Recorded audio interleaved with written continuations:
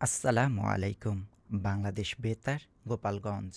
খবর পড়ছি মোহাম্মদ রায়হান উকিল। সংযুক্ত আরব আমিরাতের দুবাইয়ে অনুষ্ঠিত ওয়ার্ল্ড গভর্নমেন্ট সামিট যোগদান শেষে প্রধান উপদেষ্টা ডক্টর মোহাম্মদ ইউনূস গতকাল দেশে ফিরেছেন। প্রধান উপদেষ্টার উপপ্রেস সচিব আবুল কালাম আজাদ মজুমদার গতকাল বাংলাদেশ সংবাদ সংস্থাকে এ তথ্য জানান। ওয়ার্ল্ড গভর্নমেন্ট সামিটে অংশগ্রহণের পাশাপাশি ডক্টর মোহাম্মদ ইউনূস সংযুক্ত আরব আমিরাতের স্বাস্থ্যমন্ত্রী আব্দুর রহমান বিন মোহাম্মদ আল ওয়াইস ও বাণিজ্যমন্ত্রী থানি বিন আহমেদ আল জেওদি সহ একাধিক মন্ত্রীর সঙ্গে বৈঠক করেছেন।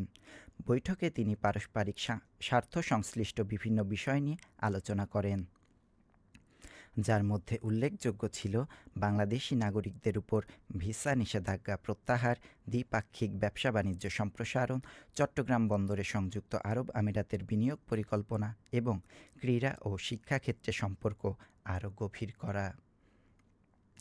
এ সময় সংযুক্ত আরব আমিরাত কর্তৃপক্ষকে বাংলাদেশি নাগরিকদের উপর ভিসা নিষেধাজ্ঞা প্রত্যাহার এবং আরও বেশি বাংলাদেশি কর্মী নিয়োগের আহ্বান জানান প্রধান উপদেষ্টা ডক্টর মোহাম্মদ ইউনূস।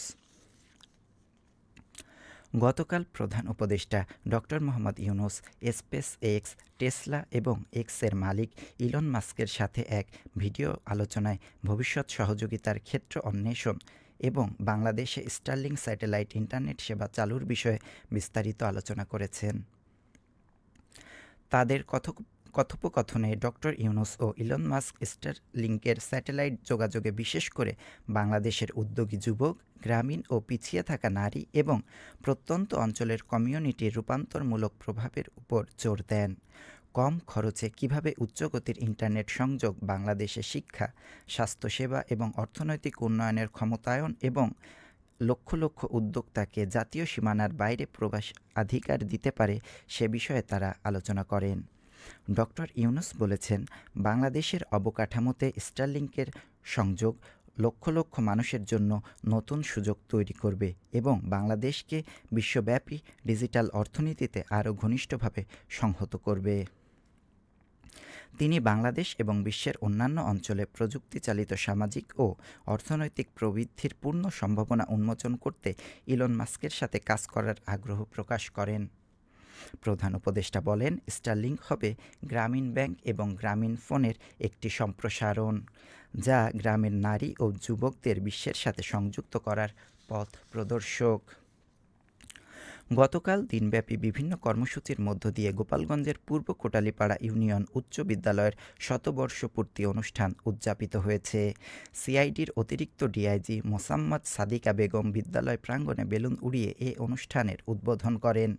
অতিরিক্ত জেলা প্রশাসক সার্বিক মোহাম্মদ গোলাম কবির এতে প্রধান অতিথি হিসাবে উপস্থিত ছিলেন। শতবর্ষপূর্তি উদযাপন কমিটির সভাপতি প্রফেসর ডক্টর সুখদেব চন্দ্র মজুমদারের সভাপতিত্বে জাতীয় রাজস্ব বোর্ডের রিসার্চ অনুবিভাগের মহাপরিচালক অরুণ কুমার বিশ্বাস, জেলা অতিরিক্ত পুলিশ সুপার কাজী মাহবুবুল আলম ও কোটালীপাড়া উপজেলা নির্বাহী অফিসার শাগুফতা হক সহ সংশ্লিষ্টরা এ সময় উপস্থিত ছিলেন। নড়াইলে স্বপ্নের খোঁজে ফাউন্ডেশনের বিশ্ব ভালোবাসা দিবস ও সংগঠনের ৮ম প্রতিষ্ঠাবার্ষিকী গতকাল সদরের শাহাবাদ ইউনিয়নের গোপীকান্তপুর বৃদ্ধাশ্রমে পালিত হয়েছে। এ উপলক্ষে স্বপ্নের খোঁজে ফাউন্ডেশন বিভিন্ন কর্মসূচির আয়োজন করে। কর্মসূচির মধ্যে রয়েছে কেক কাটা, পোশাক বিতরণ, খেলাধুলা ও আলোচনা সভা।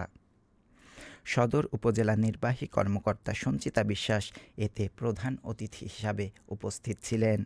ফাউন্ডেশনের সভাপতি মির্জা গালিব সতেজের সভাপতিত্বে জেলা আইনজীবী সমিতির সভাপতি অ্যাডভোকেট মোহাম্মদ তারিকুজ্জামান লিটু ও নড়াইল প্রেস ক্লাবের সদস্য সচিব মাহবুবুর রশিদ লাবলু সহ বিভিন্ন শ্রেণী পেশার মানুষ এ সময় উপস্থিত ছিলেন।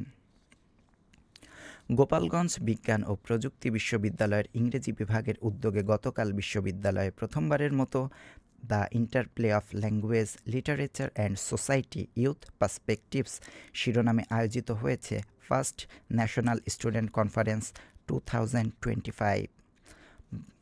বুদ্ধিবৃত্তিক উৎকর্ষ, নতুন চিন্তার সন্ধান এবং জ্ঞানের বিস্তারের এক অনন্য মঞ্চ হিসাবে এ সম্মেলন দেশের শিক্ষার্থী, গবেষক ও চিন্তাবিদদের একত্রিত করেছে। এই মর্যাদাপূর্ণ কনফারেন্সে দেশের ২৭টি বিশ্ববিদ্যালয় থেকে ১৫৩ জন মেধাবী প্রেজেন্টার তাদের ১১৫টি উদ্ভাবনী গবেষণা প্রবন্ধ উপস্থাপন করেছেন। দিনব্যাপী এই আয়োজন বুদ্ধিবৃত্তিক অনুসন্ধিৎসা প্রজ্বলিত করার পাশাপাশি একাডেমিক সহযোগিতার পথ সুগম করবে এবং ভাষা, সাহিত্য, সংস্কৃতি ও সমাজ গবেষণায় নতুন দিগন্ত উন্মোচন করবে বলে মনে করছেন সংশ্লিষ্টরা। এবারে কৃষি সংবাদ।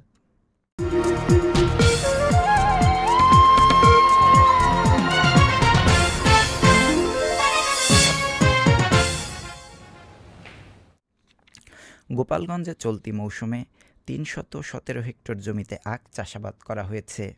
জেলা কৃষি সম্প্রসারণ অধিদপ্তরের উপপরিচালক আব্দুল কাদের সরদার জানান, চলতি মৌসুমে জেলায় মোট ১৫,৫৩৩ মেট্রিক টন আখ উৎপাদনের লক্ষ্যমাত্রা নির্ধারণ করা হয়েছে।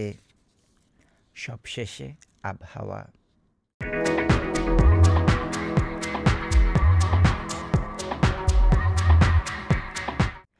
আজ দুপুর ১টা পর্যন্ত আবহাওয়ার পূর্বাভাসে বলা হয়েছে, দেশের অভ্যন্তরীণ নদীবন্দরসমূহের জন্য কোনো সতর্কবার্তা নেই এবং কোনো সংকেতও দেখাতে হবে না। খবর শেষ হলো। আমাদের পরবর্তী খবর প্রচারিত হবে ১০টা বেজে ৩০ মিনিটে বাংলায়।